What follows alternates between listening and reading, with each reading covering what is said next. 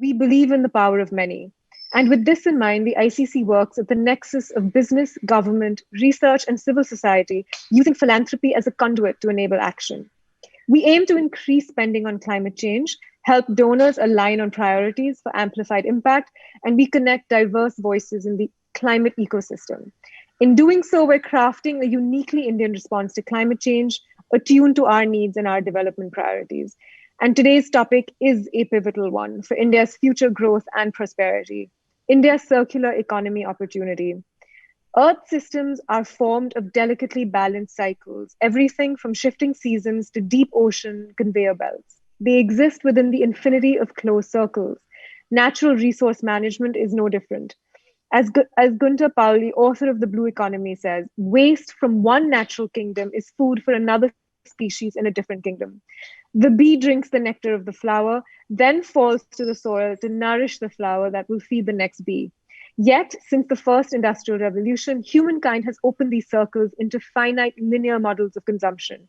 We've been extracting, transforming, manufacturing, using, and subsequently discarding resources. And we've been doing it a lot, actually. Only 9% of the world is circular today. That means only 9% of 92.8 billion tons of minerals, metals, biomass, and fossil fuels that enter the economy are reused every year. We take resources from the ground to make products which we use, and then when we no longer want them, we throw them away. This is also known as take, make, waste. Extraction from the system has become decoupled from replenishment. Inputs are dwindling and our waste is towering above us. A paper published in Nature earlier this month has found that human-made materials will now exceed in weight all living things on this planet. Our world and environment can no longer sustain the frenetic pace of consumption that we've become so accustomed to. And we know that this has to change. To do this, we must transform the system: how we manage resources, how we make and use products, and what we do with the materials afterwards. Only then can we create a thriving economy for the benefit of all, within the planetary boundaries, a circular economy. Between 1970 and 2015, India registered a six-fold increase from 1 billion to 7 billion tons in annual material consumption.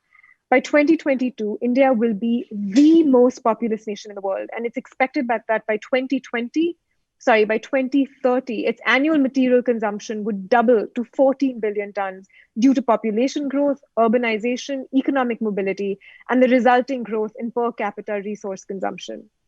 Circularity is making inroads into the linear economy, and it has moved beyond mere proof of concept. The challenge we face now is to mainstream the circular economy and to bring it to scale. And there are three elements in doing so. The first is to design out waste and pollution so that waste isn't created in the first place. The second is to keep products and materials in use, to design products so that they can be reused, repaired, and remanufactured. And the third is to regenerate natural systems. We have to try to actively improve the health of our environment. According to the Ellen MacArthur Foundation, transitioning to a circular economy will result in 624 billion USD in economic benefits, and it will reduce carbon emissions by 44% compared to current development pathways by 2050 alone. So the journey towards building a circular economy, it needs a multi-pronged approach that requires the engaged participation of governments, of industry, as well as citizens. It needs a robust roadmap jointly owned and championed by the central, state, city, and other local governments, and it must focus on the following aspects. It needs to focus on citizen awareness and segregation at source across the entire population. It has to look at tax incentives and financing to ensure that investments in the circular economy are more economically viable. It has to focus on industry-specific roadmaps to develop operating models for key industries in order to enable their transition to a circular economy. We have to also look at technological innovations, and we have to focus on policy roadmaps and coordination between the national government, the state governments, city governments, and industry. So in addition to cleaning up the environment and preserving natural resources, advancing the circular economy can also support our efforts to thwart climate change, a key focus of my role at the ICC. No business or organization is going to be immune to climate risks. Impacts linked to climate change have strong material and economic relevance for India, estimated to cut billions of dollars from its total GDP by 2050. Climate change is a deterrent to economic growth, but with the mindset of antagonizing it, we're never going to overcome it. We don't chop off our noses the second we catch a cold, we remedy it. And our planet needs remedying. Yet in this adversity lies a seed of greater opportunity. The challenges posed by a changing climate offer a new landscape of opportunities for existing and new businesses going forward. What role does India play in all of this? How can we ensure that India transitions successfully to a circular economy at scale? What are some of the winning factors that will help us propel India to become a circular economy champion? This is what we will be addressing today. And I'm pleased to introduce a suite of experts to share their insights and perspectives on this matter. You will hear from Rob Kaplan, CEO and founder of Circulate Capital. Rob is a firm believer that capital and collaboration are critical to advancing the circular economy for plastics. He will share more about the opportunity to do so in India and how Circulate Capital is driving change and impact across the recycling value chain through its India portfolio. Our panel discussion today will also explore the potential for all stakeholders, including government, corporate, small and medium enterprises, entrepreneurs, and the informal sector to realize value from India's circular economy opportunity. Now is the time to catalyze efforts and capital to turn plastic waste from a scourge into a resource for a thriving circular economy. We don't have to do great things alone. We can start with doing small things together today to make a big impact on our tomorrow. And I would like to say to everyone in this room, your commitment to see a better tomorrow has been an antidote to my many days of cynicism. The challenges we face are only half the story. The other half is colored with kindness, with optimism, and the courage to do the right thing. And so with this, I wish you all a productive convening. Rob, over to you. Thank you, Shloka. It is such an honor, and I'm so proud to be co-hosting this event with you and Tata Trusts today, because it's clear that we agree the only way we can harness this economic and impact opportunity is through next-level partnership and collaboration. Only together as philanthropists, investors, policymakers, corporations, and entrepreneurs can we transform the recycling value chains of today to harness a circular economy opportunity in India of tomorrow. So as we move forward, I'm going to share a few slides. First, though, I want to talk about the numbers. And the numbers are clear. Moving from a linear take, make, waste economy to a circular economy will bring significant economic, social, and environmental value in India. That means approximately 2 billion in earnings, as the research has found, creating more than 1.5 million new jobs. And on the climate side, as Shloka, you talk so eloquently about, by ending all plastic pollution from leaking into the environment in India, we believe we could avoid over 50 million tons of carbon emissions over the next 10 years. That's the same as taking about 1.5 million cars off the road. And India is in a unique position to lead the way towards plastic circularity as the building blocks are all in place. If we start with regulatory frameworks like the Swachh Bharat mission and extended producer responsibility, we see that the Indian government has set the stage for transformation and encouraging investment opportunities. There's also a dynamic entrepreneurial ecosystem with a highly skilled workforce, including many engineers who are always on the hunt for better and more efficient solutions for some of the largest problems we face, including plastic waste. And I'm excited to introduce some of them to you in a little bit. There's also strong local and international demand for quality recycled materials from global brand owners. And we'll hear directly from some of them in a minute as well. But India itself, I think, has all these enabling conditions in place. We can skip incremental change of outdated linear systems that focus on landfilling and incineration like they have in Europe and the US, and drive straight towards scaling circular value chains. India can be a powerful blueprint to countries around the world for this kind of transformation. In order to harness the opportunity to prevent ocean plastic by transforming plastic waste value chains across South and Southeast Asia, we established a Circulate Capital Ocean Fund in partnership with PepsiCo, our first investor, Coca-Cola, CP Chem, Danone, Chanel, Unilever, Dow, and Procter & Gamble. Collectively, we are investing $106 million. 50% of that, or over 50 million, is committed to India. And beyond financing, we're providing mentoring, technical assistance, and potential supply agreements to our portfolio companies. We're also supported by the US Development Finance Corporation, which has provided a blended finance guarantee on the loans that we make, further de-risking these investments and enabling us to create more impact. Collectively, our goal is to catalyze capital by demonstrating we can make attractive returns and revealing a large pipeline of opportunities across India. We believe that the institutional investors that currently sit on the sidelines will step off and join us in this critical mission. But we recognize that there is no magic solution, and that complete transformation will also require advancements in many areas, such as innovative materials, packaging design and delivery. But at Circulate Capital, we've built a strategy over the last few years and have identified 4 key challenges ready for impact today for investors, policymakers, corporates, and entrepreneurs. And then 3 solutions that we need to address them at scale. The first is that in India, 40% of plastic waste remains uncollected and ultimately ends up in the environment and likely the ocean.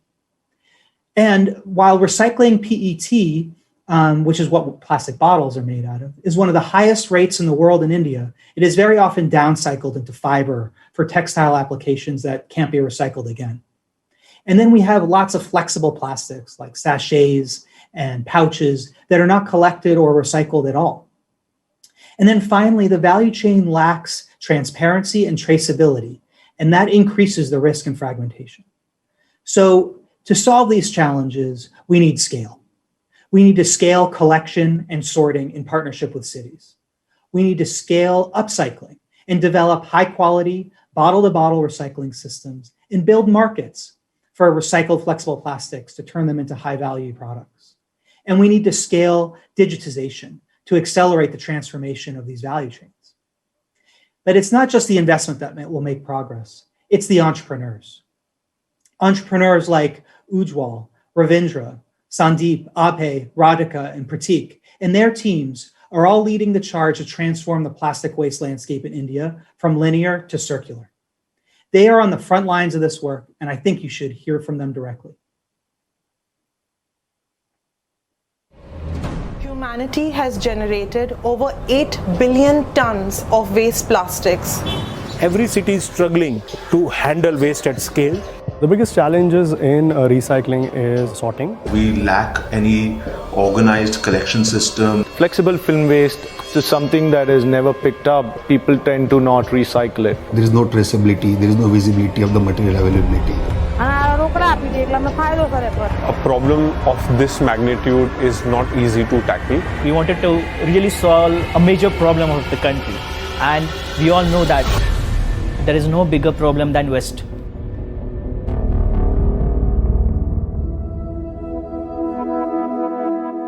We are doing collection, segregation, material recovery facility. We brought in digital weighing scales and mobile application to ensure that the waste was processed at scale, and also brought in a lot of trust and transparency in the whole value chain. Because we understand that there is a value that can be derived out of this plastic waste, there are various products that we are currently manufacturing from this recycled plastic. We recycle low-value multi-layer plastics waste and convert it into high-quality materials. We add more dollar value per kg to the same waste plastic. We will be the first plant in India where food-grade packaging may be ready in a short while. And our target is to double our capacities every 2 years. The consumer has the right to know whether it has been sourced ethically. Our activities help recover and recycle close to 1 billion bottles annually. A network where stakeholders interact with one another to build one holistic ecosystem. Understand where the material is coming from and where it is getting disposed. We're entering a new chapter in the whole plastic recycling industry. We are bringing the equal employment opportunity, we have equal remuneration. The word lucro, it means benefit to the society on a whole. If you want to give the next generation a cleaner world, the environment has to be taken care. To transform the way the recycling is happening in India. Business with purpose, and that itself is a game changer.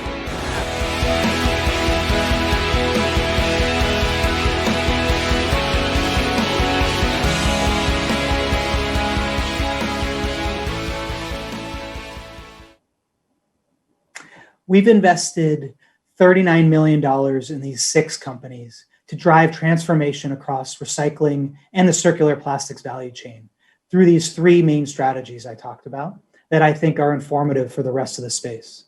Scaling collection in collaboration with cities by investing in NEPRA, India's largest dry waste collector and sorter. Our investment is helping them go from 3 cities to 6 and on their way to another 20 over the next 5 years. Scaling the upcycling of plastic waste by investing in Dalmia, Lucro, Rikron, and Sri Chakra.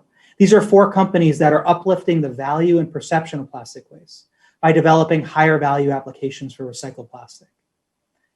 And finally, while many of these companies are driving digital solutions, we also directly invested in scaling digitization thanks to Recycle's first of its kind waste commerce solutions, connecting all players of the value chain on their marketplace and providing end-to-end transparency through their digital solutions. But beyond the financial opportunity, the potential for impact is tremendous. By investing in and scaling just these 6 companies, we believe that 5 million tons of plastic waste will be prevented from entering the environment, which is nearly the equivalent to half of the amount of plastic waste that India generates in a year. And as a result of this recycling, nearly 7 million tons of greenhouse gas emissions will be avoided, which is the same thing as taking 1.5 million cars off the road for a year. And then we're talking about new jobs, thousands and thousands of new, safe, stable, dignified jobs, as well as improved livelihoods and engagement with informal sector across the region. But the $39 million that we've invested in these 6 companies only addresses part of the challenge. And we present them today as food for thought for this discussion in this group and this audience about what is possible in India. There are 4 key areas of support that collectively, as partners, we need to provide to these companies and others in the ecosystem to bend the curve from linear to circular. We need more connectivity across the supply chain. We need to deploy expertise and technology, and we need to unlock access to markets. And of course, all of this is underpinned by finance and removing capital as the barrier to progress. I encourage all of you to consider your role in contributing to this transformation. In conclusion, the time is now to catalyze efforts and capital to turn plastic pollution from a scourge into a resource for a thriving circular economy and to benefit the wider society of India. With this perspective, it is time for me to give the floor to Swati Singh Sambyal to introduce our distinguished panelists, and I'm looking forward to engaging in this conversation with you all further during the Q&A. Thank you. Thank you, Rob. Good afternoon, everyone, and thank you once again for taking the time to join us today.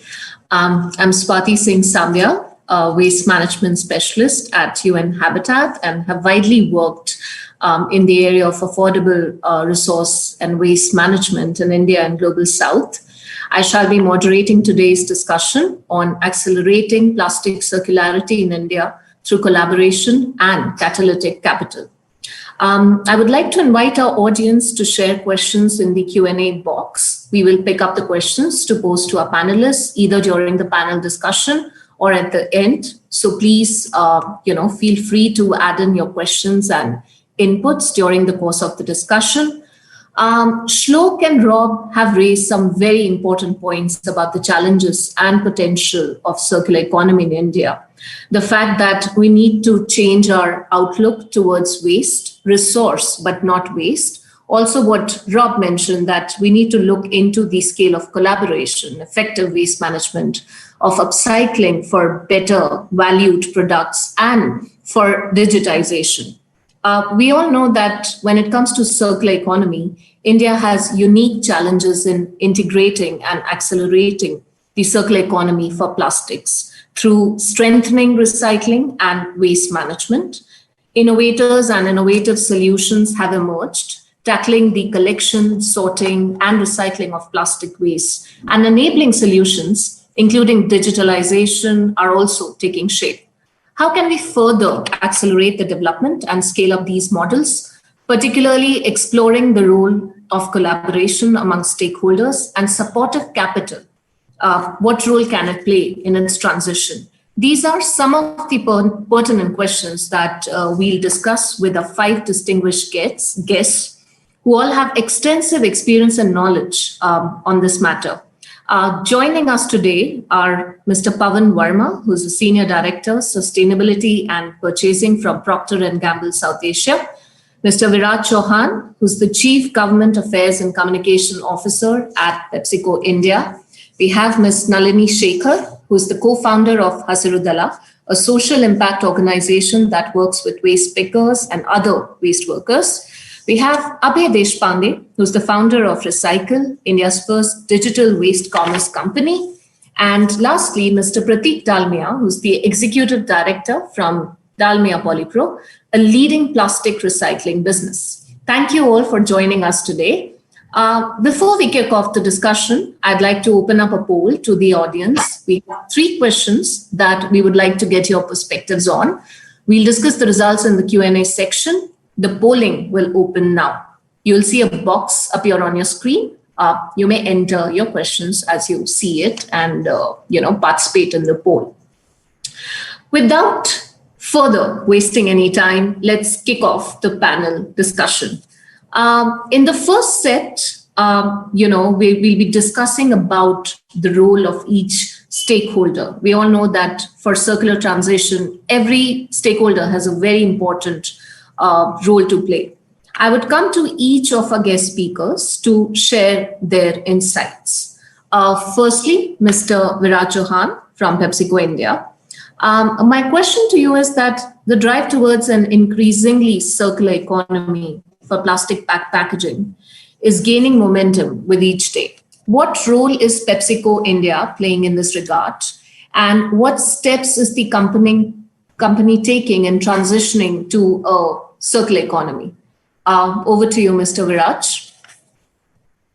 Well, thank you, Swati. It's great to be here. The question, let me just start by giving a bit of a context. We are looking at a world which produces about 380 million tons of plastic every year. And when you look at India, we are actually the 15th biggest plastic polluter globally. So when you're looking at a problem or an issue like this, it is very important that all stakeholders join their hands together. At PepsiCo, we are guided with a philosophy called winning with purpose. Our whole business philosophy is around making sure that our business cannot thrive till the time we have sustainable communities. And when you look at sustainable communities, nothing like addressing the issue of plastic head on. So when it comes to the whole issue of plastic management, our approach is basically rooted in 3 pillars. That is reducing the plastic that we use, recycle, that is supporting the circular economy around plastics, and reinventing, that is improving packaging and plastic that we use. And let me take each of these points, one by one, actually what we are doing across each of these 3 pillars. So when you look at reduce, we at PepsiCo are committed to reduce 35% of virgin plastics across our beverage portfolio by 2025. And, for an organization of our scale and size globally, that is a huge, ask. And we are committing all our energies towards that. The second part is on recycle, which basically focuses on our EPR efforts. We have rolled out our EPR program across multiple states. And the focus clearly, and by the way, we work with a lot of waste aggregators, across the value chain. And our whole objective is to collect, segregate, and sustainably dispose 100% of our plastic packaging by 2021. And that's a pretty aggressive target which we have taken. The third aspect of reinventing, we are focusing on making sure that we've gone and looked at our entire beverage and foods portfolio, and we are working to right size our snack packages and to lightweight our beverage PET bottles. So all in all, this is it's a holistic approach where we have looked at all aspects. We have looked at our business, we have looked at the ecosystem where we operate, and idea clearly is to make a difference. Thank you so much, Mr. Viraj, for sharing the strategy, which is majorly focused on reducing, recycling, and reinventing the system. I think the most important vertical. I'll now like to move to Mr. Pavan Verma from P&G. Mr. Pavan, P&G has also taken commitments on the environmental sustainability front. and also is one of the Circulate Capital's ocean funds investors.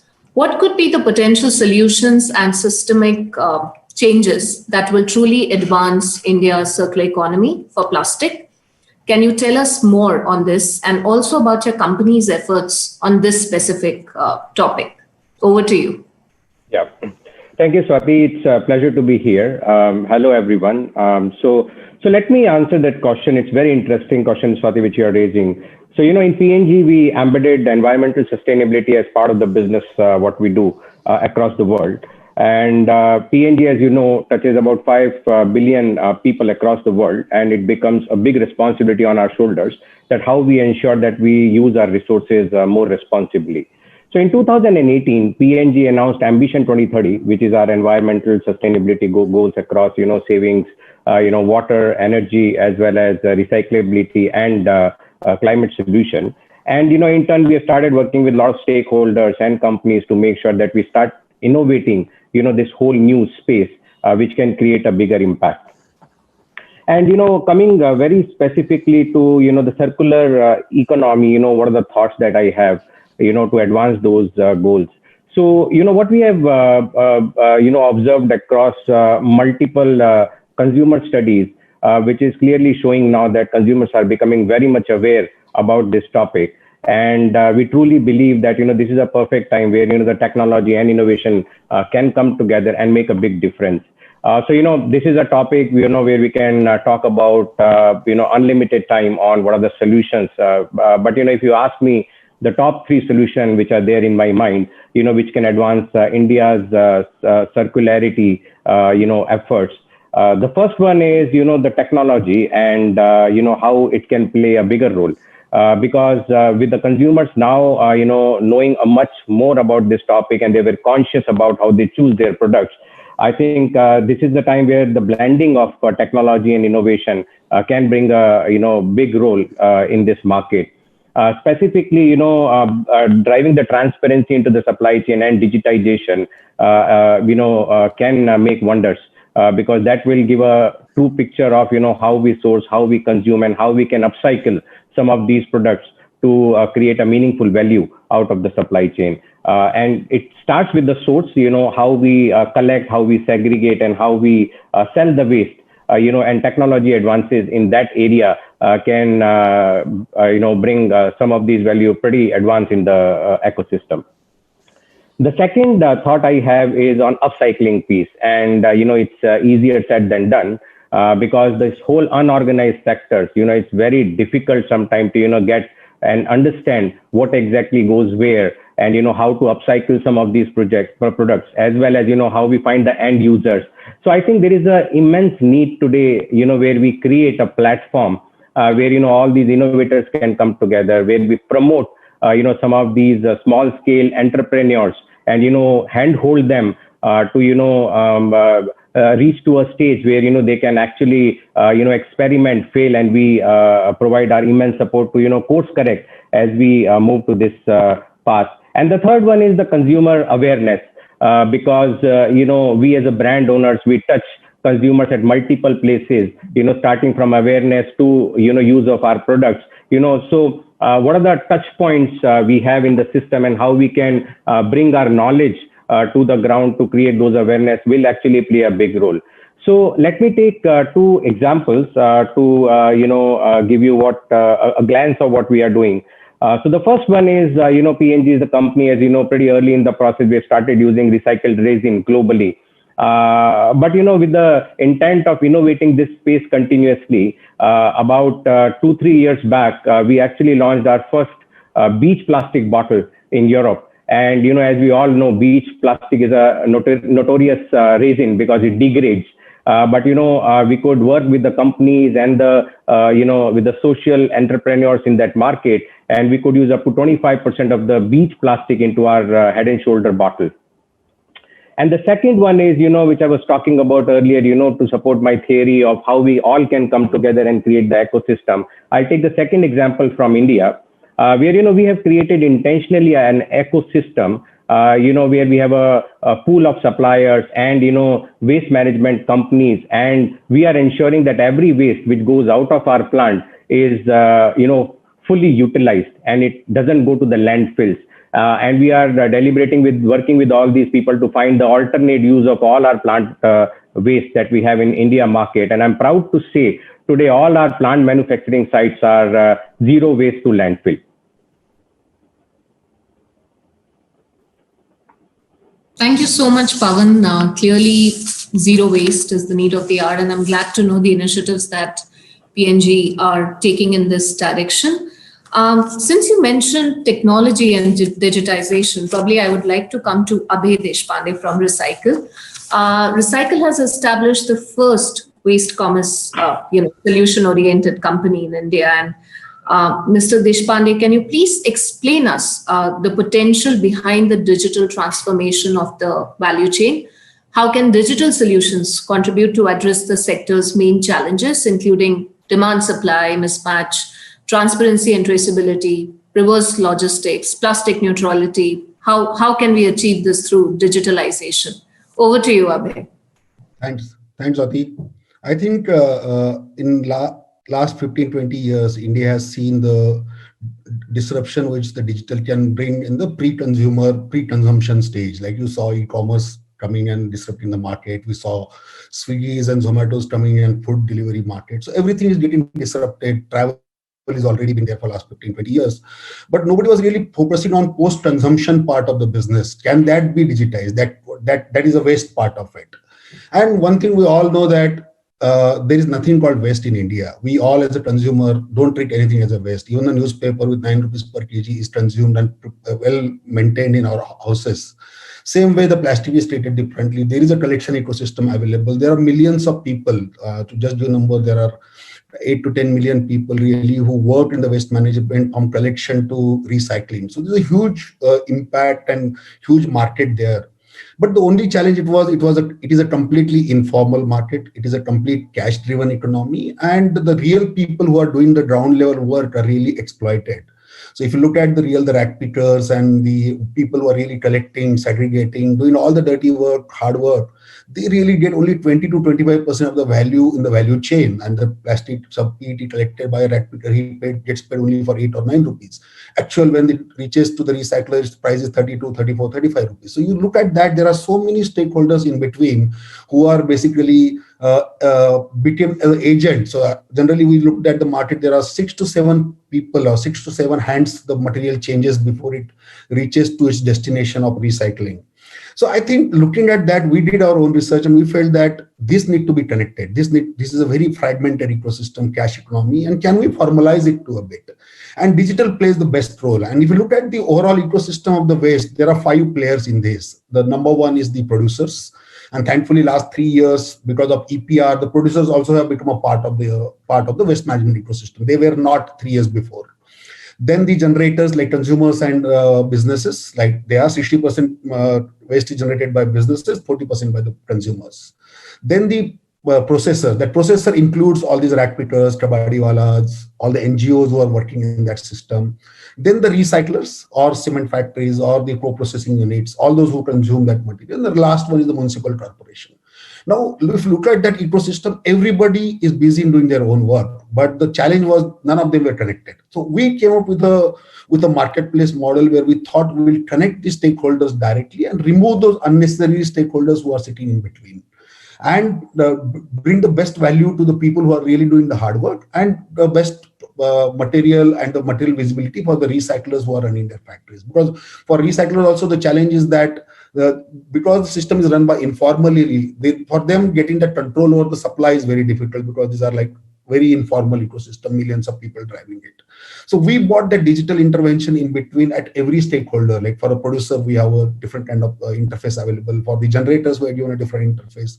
Traceability, because this whole solution is connected with each other, it brings in that extra traceability and visibility for every stakeholder here.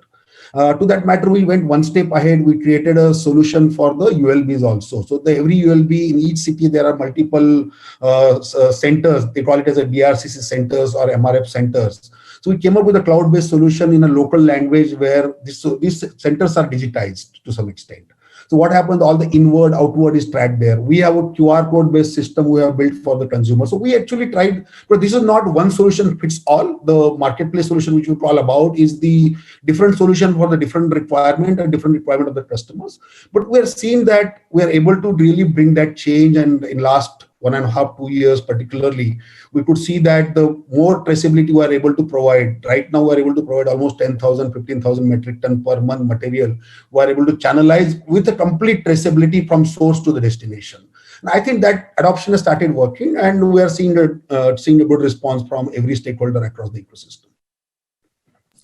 Thank you so much, Abhay, for your inputs. And clearly, as you said, no one is focusing on the post-consumption waste. I mean, we have a lot of online portals. So thanks to Recycle for focusing on this very important aspect. I would now jump to Nalini from Hasirudullah. We all know that informalities play a very important role in developing nations. And Nalini, my question is to you that what role, in your opinion, informal sector plays when it comes to accelerating plastic circularity, and how is Hasirudullah enabling this? Nalini, over to you. Thank you, Swati. So I just wanted to acknowledge that most of us now know that the work of waste picker itself is releases a negative carbon footprint. The whole informal supply has been doing the circular economy for a long time, for decades in India. And the knowledge and skill the waste pickers and the other informal sector has can be actually be an asset to circular economy. And waste pickers and informal sector themselves are very enthusiastic entrepreneurs. So providing support to them is what Hasirudullah has been doing. And you can see that waste that is thrown on the street can be made into a tradable commodity with sorting, grading, and the labor that waste pickers and informal workers keep. And Hasirudullah, recognizing their ability, has organized waste picker. We work with about little over 26,000 waste pickers in 27 cities, and cities of different sizes. Mega city like Bangalore, metro city, and then Mysore, which is tier 2 city, or we work with Chikbalapur, which is a tier 3 cities, or, and so on and so forth. So it's very important that we look at the cross-sectionally what is happening, because most of the people are going into larger cities only, but there are in smaller cities that there is more requirement is there. So, so we have always focused on developing the supply chain, working with the local government, creating infrastructure that is required, creating the policy that is required. Today, everybody is talking about 2016 law that integrates informal sector, brings in EPR. Alliance of Indian Waste Pickers really moved that agenda into the 2016 law, and we are part of it. So we showed how the decentralized processing is very important to recover most of the waste, and that's what we have done with the local BBMP. We demonstrated in 33 dry waste collection center how this can be done. Now, the state has a budget line item saying building DWCC. Today, Andhra Pradesh has also done that. Now, many cities and states have, started working. So with the policy change, now the city has decided that there will be dry and wet waste collected from the citizens separately. Till such time, it is very difficult. Now there is an infrastructure, dry waste collection center at the local level. This is run by waste pickers, and they have been given the work order to collect dry waste directly. So when you come to our centers, it's much cleaner than any other center. Of course, there is at least 10% of mixed waste, but still that is manageable. So, so BBMP now has given us responsibility to manage about 51 wards that will cover 29.7% of the Bangalore city. This will create transparency in the material that we collect, and it will create about 500 plus jobs, at least 50 entrepreneurs. And we have done it in other cities too. So we will be collecting about 50 tons of plastic per day from all these centers. And this has happened not because the city itself liked it, is because we engaged the citizens. Citizen demanded for a better segregation at source, demanded for a better service. And we have shown in about 400,000 household, segregation really helps. When we started collecting driveways separately, the neighbors came and said, oh, our area is much more cleaner than before. That is what pushed the government to look at this system. So today we work with more than 26,000 families who are engaged in waste pickers. We have also created many of them as entrepreneurs running the driveways collection center. A subset of them have registered themselves as MSME. All that we have done is created a platform that where citizens, the government, the corporate, everybody come on board in order to make this happen. So Bangalore is a great model that has come. It has taken several years of policy work. What I can definitely say with our experience is waste pickers know how to do valuable commodities. All that we need to augment is to tell them how to manage non-valuable waste. And non-valuable waste can be collected only through door-to-door collection system, and that is what we have trained our people to do it. So this is what we feel that informal sector has been contributing and what we have done. This is a 10 years of work, but in 2 minutes, I'll try to summarize it. Thank you, Nalini. And I do completely agree that without addressing informal sector, we cannot address circular economy in developing economies. So thanks for sharing your inputs. For the last question on this section, I would want to go over to Prateek Dalmia. Prateek, Dalmia Polypro is one of the largest PET recyclers in India. How do you see plastic recycling industry evolving, and what are the most critical building blocks for taking it to the next level? What can be done to incentivize collection and improve recycling rates in India? Prateek, over to you. Thank you, Swati, for your question. I'd also like to thank all the organizers for inviting me to be part of this panel. Coming to your question, the plastic recycling industry is at an inflection point. You have recent legislative changes, commitments from large corporates, brand owners, coupled with increasing consumer awareness that's helping propel this niche industry internationally. More specifically, from an Indian standpoint, with regards to the evolution of the sector domestically, we believe like the most critical building block is enhanced availability and adoption of these recycled materials that recyclers like us produce for primary applications or as a material of preference. Unfortunately, historically owing to the unorganized nature of the industry and the lack of consistent feedstock availability, the widespread adoption of these recycled materials has been hindered. For this to change, we need a coordinated effort between the government and various brand owners to take conscious and proactive steps to help promote the adoption of recycled materials as primary feedstock, of course, only in permissible proportions. Concurrently, this needs to be supported, with investments and appropriate investments in building processing capabilities and technology to ensure that performance parameters are not compromised whatsoever just because they are recycled materials.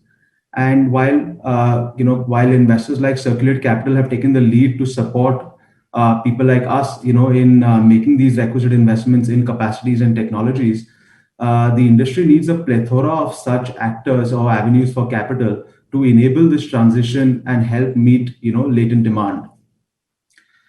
Coming to the second part of your question, if as recyclers or rather as the industry, if we can position recycled materials at par with virgin polymers from a performance standpoint, there's absolutely no reason why recycled materials would not fetch the same value as primary virgin materials. And if we are able to achieve this will result, this increased realization for the waste streams will eventually trickle down across the various layers, in the supply chain, which will automatically incentivize collection and improve recycling rates. And we believe, that this performance parity that I referred to is just around the corner, and recent, especially with these recent investments in capacities, new capacities and technologies. And lastly, another point I'd like to make regarding that is that if we can achieve a level of standardization in packaging, maybe with some redesigning or with some coordination across the industry by the large consumers or the large, brand owners. I'll give you an example. For example, if bottle wrappers were all made out of a single polymer, you're opening an entire new segment or a new stream that was earlier difficult to recycle and earlier fetched a very small value, but you're opening an entire new stream that will only enhance the value of those earlier waste streams that fetched a fraction. And as everyone alluded to previously in this on this panel, we must take advantage of this robust army of informal collectors, who are doing a splendid job in today recovering waste streams that have value owing to their recyclability. So those are the comments from me, please. Thank you so much, Prateek. I think what I took from you is the fact that, and something that I agree with, that standardization, not only for recycled products, but also, for polymer and single polymer, I think is something that at policy level or at government level should be looked into. So thanks a lot. We shall now move to the next set of questions where we would majorly discuss the collaboration to unlock scale and why it is imperative to collaborate, on this sphere, especially on circular economy and plastics. So firstly, I would move to Mr. Viraj Chauhan from PepsiCo India. Mr. Viraj, what role do you think partnerships play in scaling plastic circularity? How does it help? And what are some of the critical success factors, that you can share based on experience or some interventions? Over to you.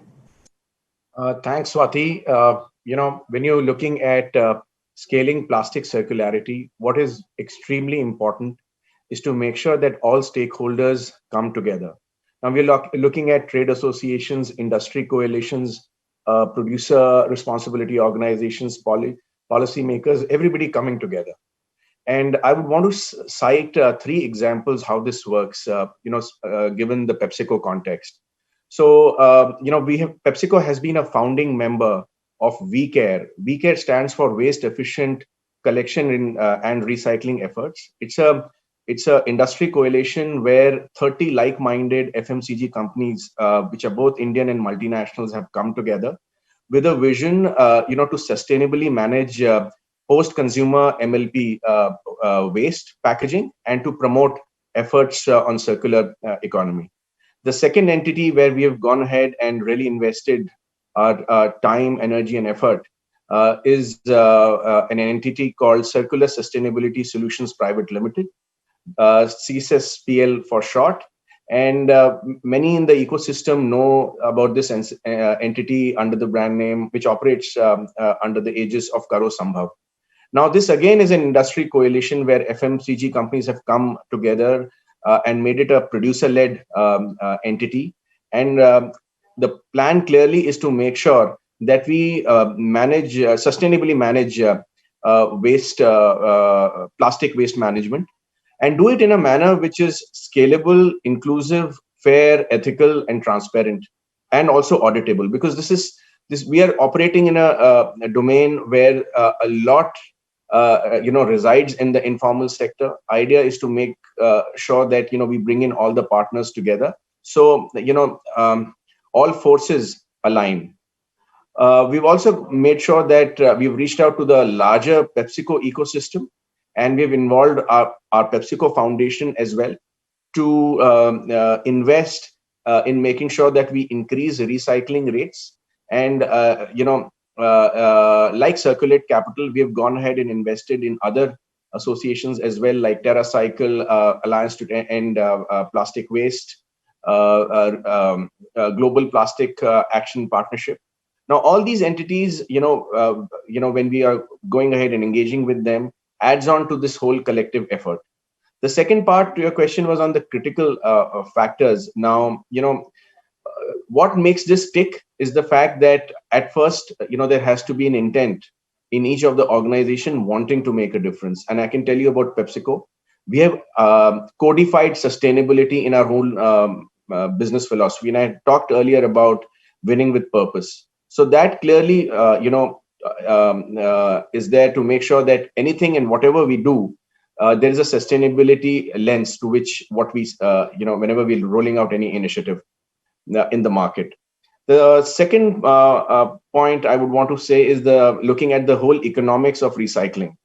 It is very important to remember that the costs associated with the scale of recyclable commodities should be offset by the negative value of collection and processing of post-consumer plastic. That again is very, very essential for this whole coalition to work. And the third part, which again is a very critical part, is to innovate. Invest in packaging design to ensure that plastics that we use are recyclable, compostable, or biodegradable. So in a sense, this is how we are looking at making all the partnerships work. Thank you so much. Thanks, Viraj. I think some very, very valid inputs and take-backs from what you mentioned. Designing scalable, inclusive, transparent, and ethical platforms and partnerships is probably in the need of the hour. I would now move to Abhay from Recycle. Abhay, the question to you is that how can digital solutions facilitate the improvement of collection and recycling rates and implementation of new regulations, especially EPR, across the value chain? Over to you.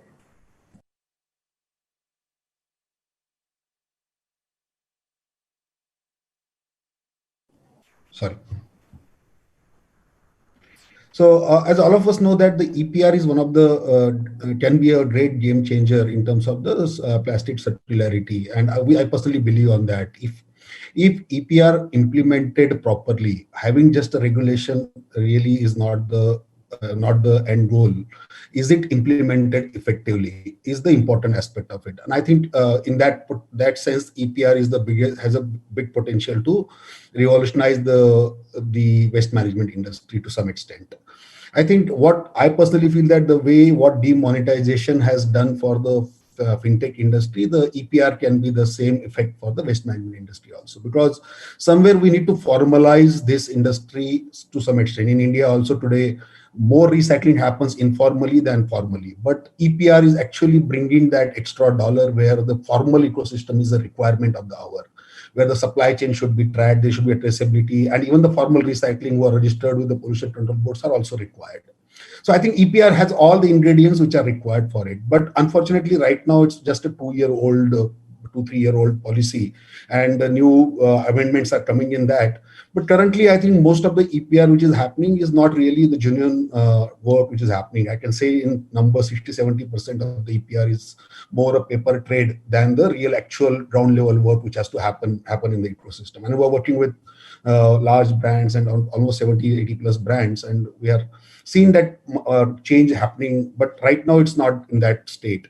What we feel that the whole objective of the EPR is that the money spent by the brand should go to the collection side of the business, right? The rack pickers, the kabadiwalas, the aggregators. And as Nalini said in her speech, that the recyclable material gets collected. There is some understanding between the guys.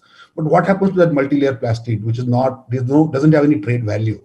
So if that money, unless the brand which is spending doesn't reach to the destination, to those people who are really putting the efforts in collecting the material, I think this whole EPR thing will fail. Today, what is happening, most of the money is going at the top side of that is to the recyclers or co-processing units. They are providing the certificates and the work is getting done partially. I think unless that 70-80% of that money goes to those rack pickers, kavadiwalas who are doing work informally, the things are not going to change drastically. And I think more the government portal is getting launched soon and mass balancing is going to be effective. I think these things will change subsequently. What we are trying to do is that we have launched the EPR Loop platform around 7-8 months back, and which is now being used by almost 40 plus brands in electronics and plastic category. So this is the platform where we ask brand to sign up and we connect them with the service providers directly. So right now the service providers are more those DRCC centers, the collection centers, those aggregators who are working with rack pickers or NGOs who are working locally in various parts of the India. We have almost got 600 such partners who are doing the real ground level work. They are working with the rack pickers. Rack pickers are not directly on the part of the ecosystem right now. We have given them the solutions. They can list the material availability in their center, all the multi-layer plastic, recyclable plastic, both. And the brand can directly work with them, and they can, from there, the shipping that to the cement factory or the recycler, distance has been shown, the whole calculation is shown. So what happens for the brand? They are able to really spend that dollar to the people who are doing the groundwork than to the middlemen. What has happened in last 1.5 years? There are many middlemen came in between, a lot of under the name of PROs, and they basically started dominating this, and 40-50% amount was going to the different place than it should have gone. So we are actually trying to remove those middlemen and trying to connect the brands directly with the service providers who are doing the real hard work of collection and segregation, cleaning and everything. That's one. In this whole process, what happens that the brand has a complete visibility and traceability. Every action, like for example, the location of the material is a real-time captured using the lat long. The photograph has to be taken through our system only. Then the whole truck movement is captured through GPS devices where we know from where the truck has gone and where it has reached. So all that complete traceability and visibility is available for the producers to make sure that EPR spend which they are doing is actually going to the right place, and the complete documentation and the traceability is available for them. If that happens, I think then this whole ecosystem will get functional more. Today nobody collects multi-layer plastic, right? It is nobody's a buyer there. That goes to landfill, that goes to the ocean. Now, if whatever brand is spending, say 5,000, 7,000 rupees, if 80% of that goes to that collector, then the thing will change completely. And one more thing which I want to add till last year, we worked with more aggregators, DRCC centers. Now, for the year 2021, we are coming up with a statement that Mission 41,000.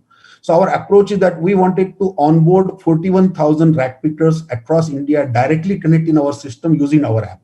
And we have seen that working. When we did the initial market, we had around 500 rack pickers in Hyderabad onboarded, bank account opened. We did that pilot there. But now, because we have got the critical mass, we have got many DRCC centers connected with us, we wanted to go one level down, get 41,000 minimum rack pickers, and make sure that their income, this EPR dollar spent by the brand, goes to them directly to their bank account rather than going through a middleman.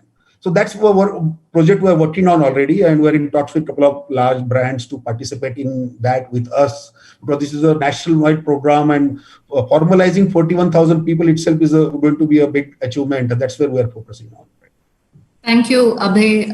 I think some very detailed insights you shared on some critical ground realities and the challenge with EPR. And I think you also highlighted that addressing informalities is something that is coming out to be a major challenge. So with that, I think Nalini is the best person to move over to.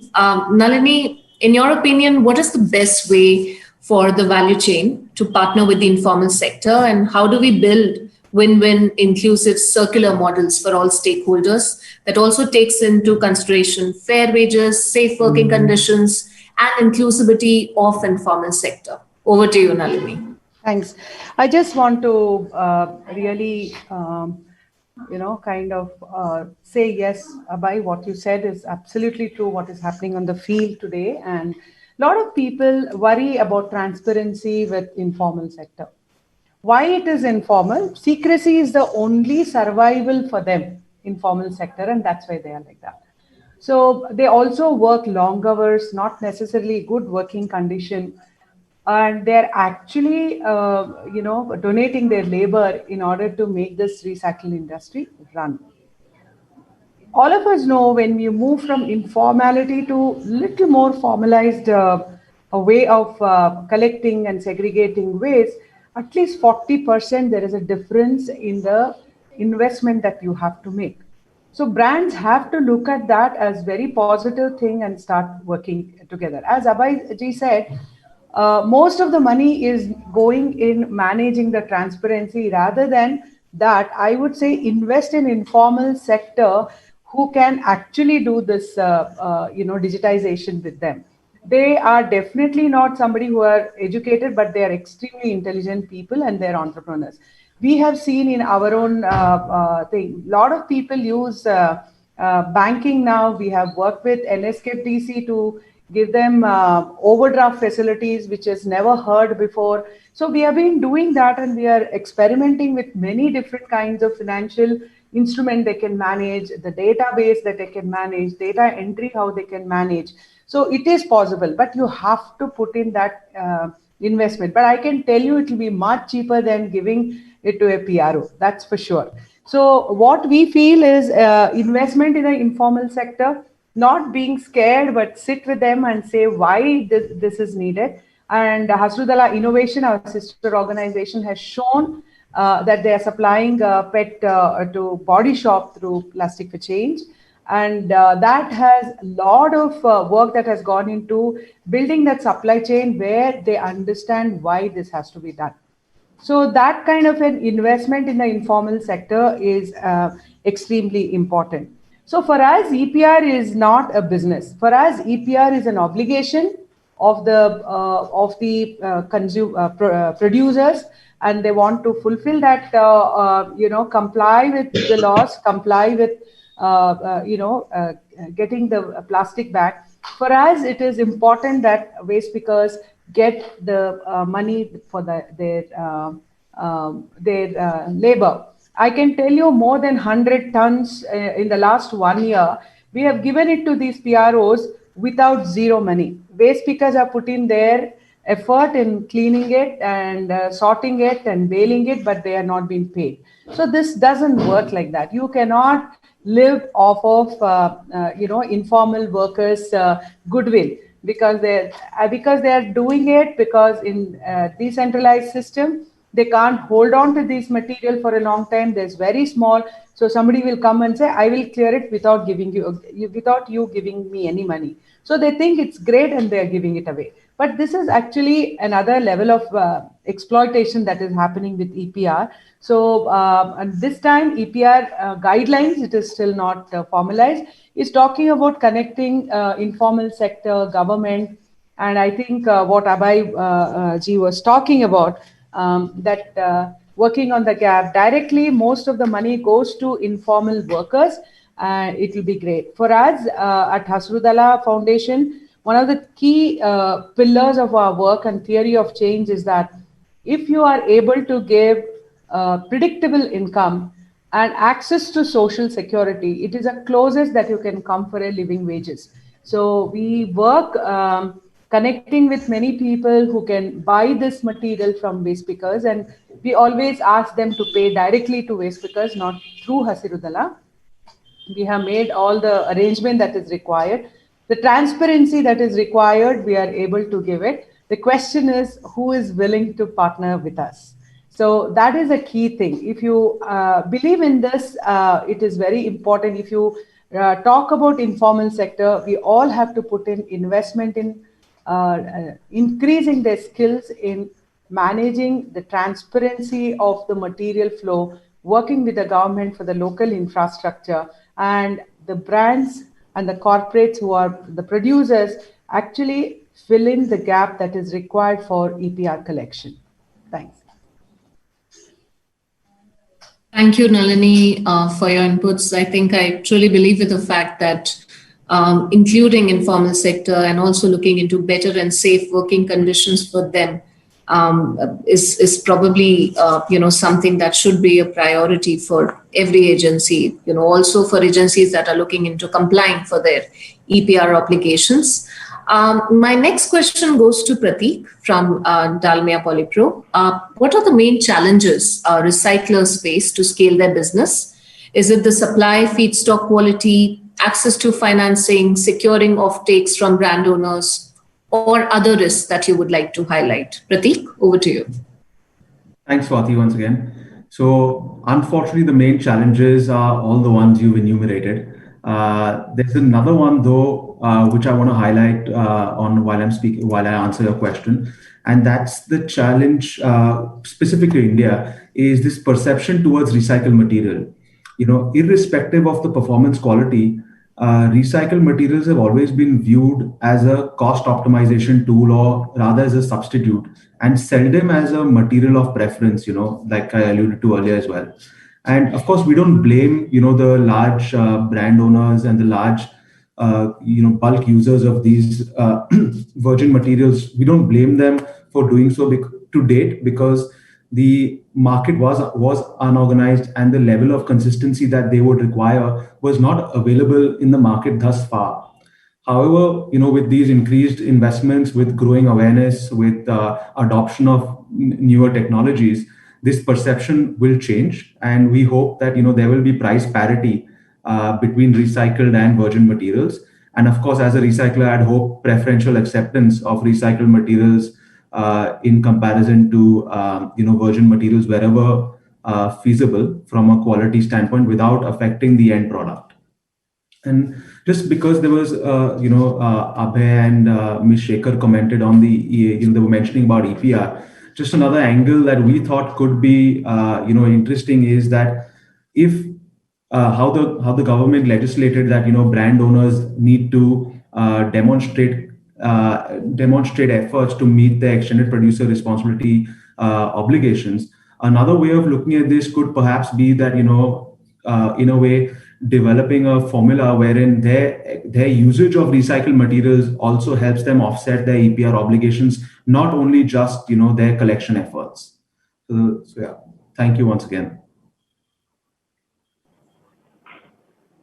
Thanks, Prateek.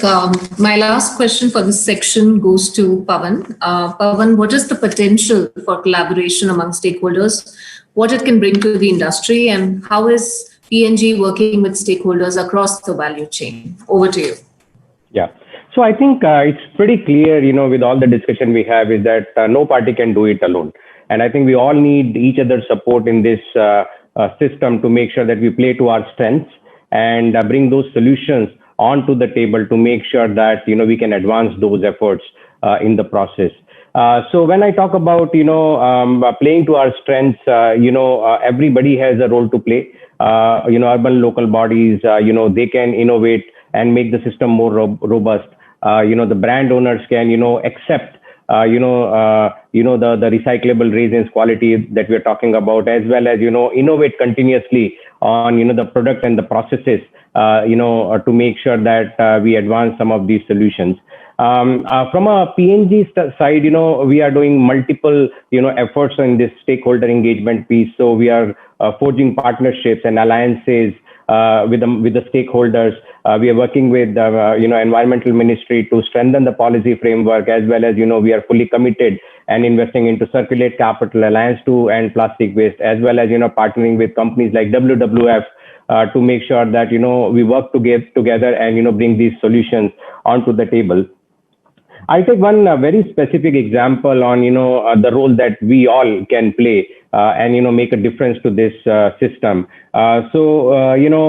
Procter & Gamble, we actually started a program a couple of years back called We Grow. It's just a platform where we invite the external business partners to pitch for the solutions that we are looking forward to, and you can assume this as a hackathon kind of a platform, where it's not limited to only the big companies and the existing suppliers, but it's pretty much open to the small companies and the people who have the better ideas to solve the problem. And 2019, during this We Grow Summit, which is an annual phenomena, we announced about 200 crores rupees of sustainability fund, which we're getting a lot of innovative solutions to invest back into the business solutions, which advance some of these sustainability solutions to meet the requirement of today's need. So I think that's where my mind is, where how the collaboration and the capital and playing to our strengths can advance the circularity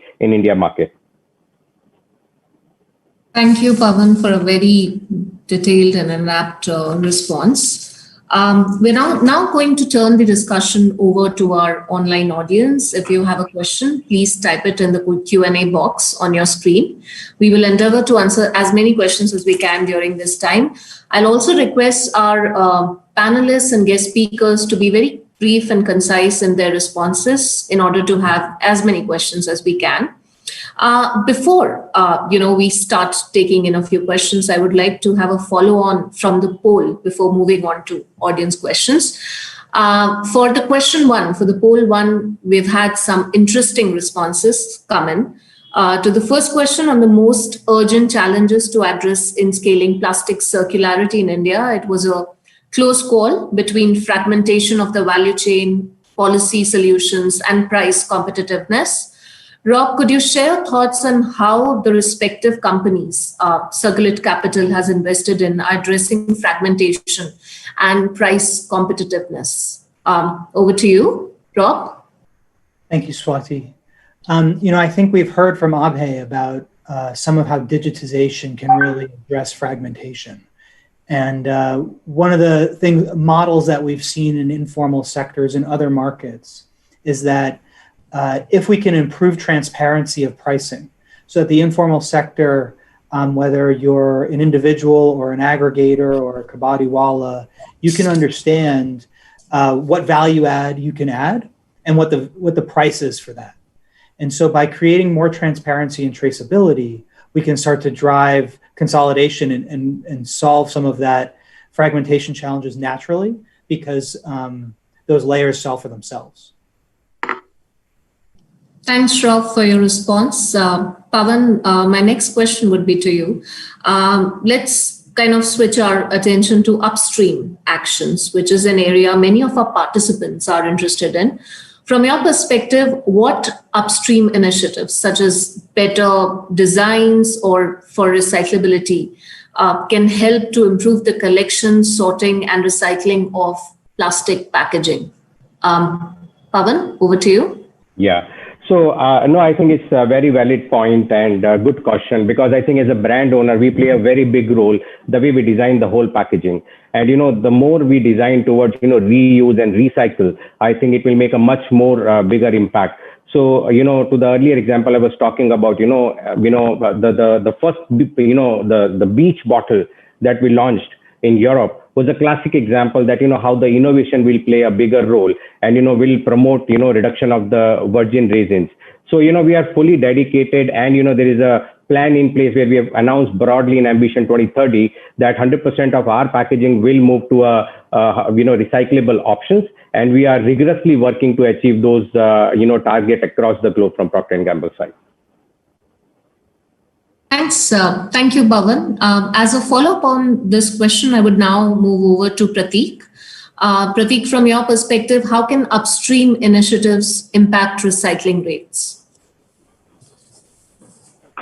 Can you just repeat your question, please? How can upstream initiatives impact recycling rates? Of course, with upstream initiatives, the more adoption there is of recycled materials, as I mentioned earlier, the value in the incremental value that we're able to trickle down across the ecosystem, across the various layers of the supply chain, that will only help enhance the collection, which will then result in increased recycling. So it's definitely it starts right at the top, where we work on enhancing the adoption, and then we believe there'll be a cascading effect across the various layers of the supply chain. Thanks. Thank you, Prateek. Rob, my next question is to you. What other solutions or applications are viable and commercially available today when we're looking into effective, recycling? Well, I think we've heard from a number of effective interventions today.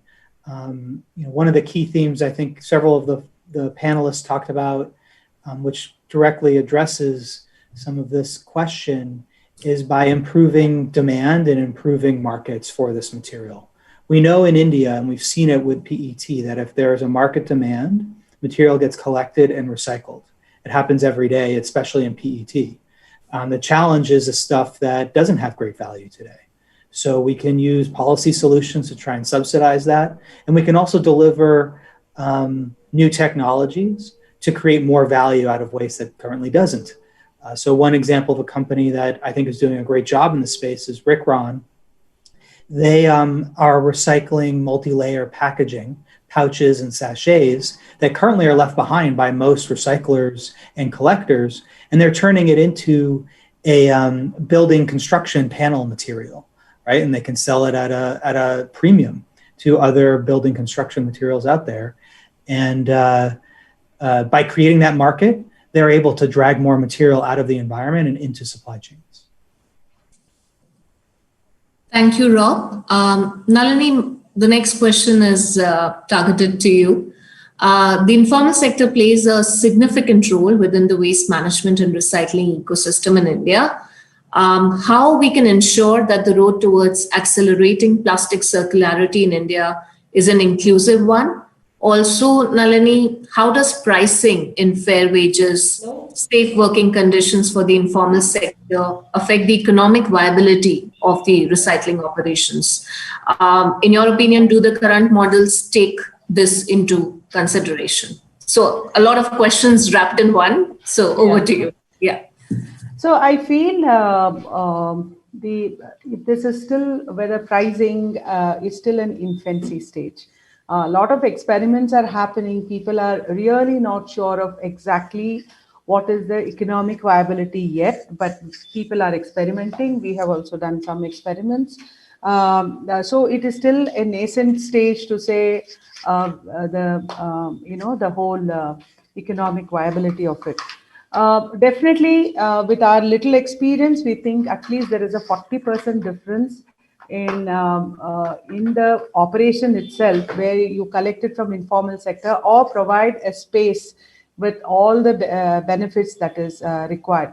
And I think even e-waste has shown that kind of a 40% difference because you have to pay ESI, and many of our waste pickers are paying ESI when they become entrepreneurs to their workers. So the cost will definitely go up. Swati, what is the first part of what is the first part of the question? I think it says how we can ensure that the road towards accelerating plastic circularity in India is an inclusive one. How do we ensure? Yeah. So I think it is the law, 2016 law says that you have to give identity card first of all, to identify who are all your players in your city. And the second thing is organizing them, training them. I keep saying investment in informal sector is about bringing awareness. 10 years back, we told people in waste pickers in Bangalore, in 10 years, you will not see waste on the street. So you change your skill. It is a behavioral change that you need to bring about. So 10 years back, we started it, and today it is true. Waste on the street is less in Bangalore than even 2 years ago. So we have to take them along through trainings, through dialogue, through organizing, and showing them that there is a possibility. That hope that you give is extremely important for it. So organizing them is the key. And in Bangalore, we did a study about a 2-year-long study, which has shown that 3,500 tons of plastic is traded in the city. That's a huge contribution. And we have not even covered all areas. Certain parts of Bangalore we have covered. So it is a huge supply chain that we are talking about, and bringing about change is not going to be overnight. We have to work at it. And if all of us join our hands, we can definitely do it. And we have shown. And if we are going to collect 30% of a mega city like Bangalore, we have put in the system to collect it. And I'm sure we can organize people in other cities and smaller cities to do this. And all of them are going to be formal, engaged in the formal system. That is 500 of them in the next 2 months. Thanks, Nalini, for your key inputs. I do agree that social engineering is kind of, the major area which needs to be looked into. Turning our attention to collaboration as a way to drive circularity, for the second poll question, which was posed to all the participants, 53% of the participants are of the view that vertical collaboration across the value chain will have the greatest impact on advancing the circular economy. Abhay, my next question is to you. In your experience working with multiple stakeholders across the value chain, how can different stakeholders with diverse and at times competing interests keep their eye on the prize to drive plastic circularity? Over to you, Abhay.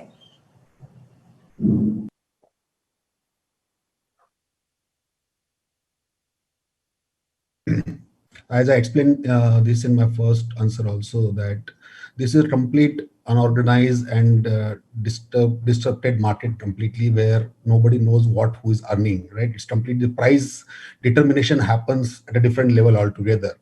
Today, the most of the price discovery and determination is happening from the buyer side, right? That's the recycler decides the price, what price he wanted to buy. And then the next level of large aggregators, super aggregators, all those guys are really playing the role. The actual guys who are really doing the work, they are really not even aware about what exactly is the end price of the product which they are collecting. So that's the irony of the situation today. So what's happening that because the digital is able to connect all those people, to connect all the stakeholders and remove those unnecessarily stakeholders in between, there is a more transparency and price discovery becomes very easy. And digital is a thing that anyone, even we, as I explained to you last time, that we worked with around 600 track pickers in Hyderabad. To our surprise, 80% of them have smartphones. 80% of them have geo connection. 80% of them, after their work, after 12:30, consume a lot of content on YouTube, local language content. So we did the research on that part, and I think Nalini is expert in that, but whatever little work we did, we realized that if there is additional value, see, generally the one thing which I have learned in 24 years of my entrepreneurship is there has to be either a greed or a fear. That only changes the people. And what we saw when we worked with this informal segment, that fear is beyond us. Fear is something which only government or somebody else can do, right? The greed is something which was in our hand, and because we are able to remove a couple of stakeholders which are not adding any value, we are able to add more value to them. We are able to give them more transparency and better value for their efforts. So we saw the adoption happening from the informal side. It took time. It almost took us 1.5 to 2 years to really understand their psychology of the consumer. But then the discovery and the direct connect to the market is something was a major differentiator. And the price was a sub part of that discovery mechanism, which we envisaged during that period. Thanks, Abhay. Thank you, Abhay. I think a carrot and stick policy is what you mean should be kind of looked into. Prateek, the next audience question is to you, which is that, is the correct pricing strategy a key tool to encouraging consumer acceptance for recycled products? So I think pricing strategy shouldn't be a determinant on the acceptance of recycled products, because as I mentioned earlier, it's in India where we have this misnomer that recycled products should come at a discount to products made from virgin material irrespective of the performance. So I think pricing is not a determinant on whether you should opt for it or not. It's just about growing consciousness and it's about I think it's a personal choice, right? Whether you want to make a conscious purchasing decision rather than more about pricing. Of course, I fully agree that people would not be comfortable paying a premium, but at the same time, I don't think, as I reiterated, pricing should not be a decision-making factor. Thanks, Prateek. For the final poll that was posed to the participants on the type of capital most suited to advancing the circular economy in India, 36% of the respondents picked venture capital, and a combined 61% picked either venture capital or private equity. Abhay, let me direct this next question to you again. Recycle has recently received equity funding from Circulate Capital, when other sources of funding may also have been available.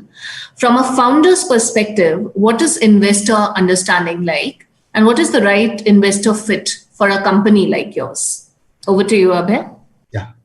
So Swati, I think Circulate and Recycle were like made in heaven, no doubt about it. So that's a different case. But generally, if you ask about the industry perception and the venture capital industry perception about this, so I think most of the venture capitalists, in the mainstream venture capitalists I'm talking about, say Sequoias of the world, the Accels of the world, who are majorly the tech investor. No, we are a tech company. We are a technology company who are trying to disrupt the waste management industry by bringing a digital intervention. So they have thesis about fintech, e-commerce, any other, or even the food commerce. But when it comes to waste commerce, there are a lot of perceptions in their mind till. Because I had a couple of interactions. Because I have been an entrepreneur for 23 years, raised money in a couple of rounds in many venture capitalists before. So first thing they come is that waste management means everyone involved in this industry is a mafia. That is the one thing perception. Every kabadi wala, every rack picker is a mafia. So first of all, then there is no transparency in this industry. It's completely driven by gundas. People will come to you. So there are different kind of perceptions in people's mind about the overall business. So that's the reason still I don't think the main venture capital industry is aligned yet. But definitely if your business is able to demonstrate the numbers and the traction, there will be many who will be interested into this. But luckily in today's market, there is the whole ecosystem of impact investors are available there. There are so many impact in companies, private investor, large impact investors are available. I think if I'm not wrong, 50 plus impact investors in India itself, more than that.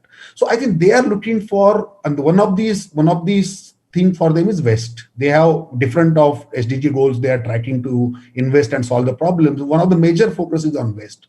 So there is a willingness to invest in this space, no doubt about it. And I have also seen that whenever a lot of people, most of our investment is happening, but even this was the second round, we raised $2 billion around a year back. That time also we saw that interest in the business and the kind of impact we are creating. But I think the better fit now at this point of time, unless we see 2-3 unicorns born in this space, I think hopefully 1 or 2 unicorns will come in this space, then the mad rush will start happening. But at this point of time, till next 1.5 years, I think we will need to have those convincing to the mainstream VCs, but the impact investors are really looking at West as a premier sector to invest. Thank you, Abhay, for a very detailed, insightful input. We have space for one last question, and I would ask Viraj to take it. Viraj, what are innovative financing mechanisms that can support the development of recycling startups and infrastructure? And what are some of these financing mechanisms that you are engaged in? Over to you, Viraj. Thanks, Swati. Let me put it this way. Like we had earlier mentioned, this is a huge issue where all stakeholders need to join hands together. So what we are doing, from a PepsiCo standpoint, again, is that we're looking at investing, resources to back some of the ventures, in the sense that there are, we are diverting a lot of our plastics for recycling to upstart or upcoming organizations who are again engaged as part of consortiums, so that they get the necessary support. And many a times, I also want to mention, and there was this talk about economics and rates. There have been occasions where we have, planning to divert a significant portion of our business when it comes to recycling to organizations, even though economically doesn't make sense. But idea is to make sure that we support, those organizations. Second part, which I think Abhay also mentioned, there's a lot of money which is available with investors who are looking at responsible investing. Same is the case with large corporations who run large foundations. And a significant portion of money is being invested. And I had mentioned earlier, we've invested or contributed to Circulate Capital. We are looking at globally, looking at other organizations as well, to promote this whole funding issue. And again, I think Abhay mentioned, and again concur with that, over the next 2 years, or in fact 2.5 years is what we're looking at, there would be some issues around funding being faced by organizations, but it's just a matter of one organization becoming a unicorn, and then the entire mad rush would start. So net money is available with organizations. It's a question of a lot of forces at play. How is sustainability codified in those organizations, and how willing are they to support, even though economically doesn't make sense for them to invest? Idea is to just make sure that you nurture these organizations. So a lot of support is also required, and which I can tell you from a PepsiCo standpoint, we're doing that. Thank you, Viraj, for sharing your inputs. Unfortunately, we've come to the end of our session, and I think this has been a very, very insightful discussion. And I'd like to thank all our panelists for taking the time to share their thoughts and experiences on this subject. Also, to all the participants who posed such interesting questions, participated in the poll as well. I'd like to thank our speakers, Shloknath from Tata Trusts, Rob Kaplan from Circulate Capital, and our content partner, Infinitive. I hope that these conversations can help create greater awareness on the need for greater collaboration and for more capital to drive the circular economy in India. It's an area where no single actor can affect to change on their own. So a collective will is required to move towards circularity in India. And in the end, I would thank Circulate Capital for having me over as a moderator. I think I personally picked up and learned a lot. I'm sure all of you did. I'll hand over to Rob for the closing remarks. Thank you so much. Rob, over to you. Thank you. Thank you, Swati, for moderating this inspiring discussion. I know we're over time, so just briefly, thank you to our panelists, Shloka and the Tata Trusts, and Infinitive for partnering with us on the organization of this great event. Luke Roche, Chakra, Nepra, Recycle, Rick Ron, Dalmia are 6 portfolio companies with whom I'm so excited to be on this journey with. And of course, our corporate partners, PepsiCo, Dow, Procter & Gamble, Coca-Cola, Danone, Chanel, Unilever, and CP Chem for their commitment and support. And finally, I just want to thank all of you for taking the time to participate in this event through the polling and through your questions and listening to the stories that we're able to tell. It will take much more than the $100 million that we're investing in this space. And as we just discussed at the end of this panel, it's going to take many billions, and we need to start to crowd in capital. So we welcome you to join us in this journey and reach out to us as part of Circulate Capital or any of the partners on this call and in this conversation. And I look forward to pursuing this conversation with all of you. Thanks, and have a great evening and rest of your day.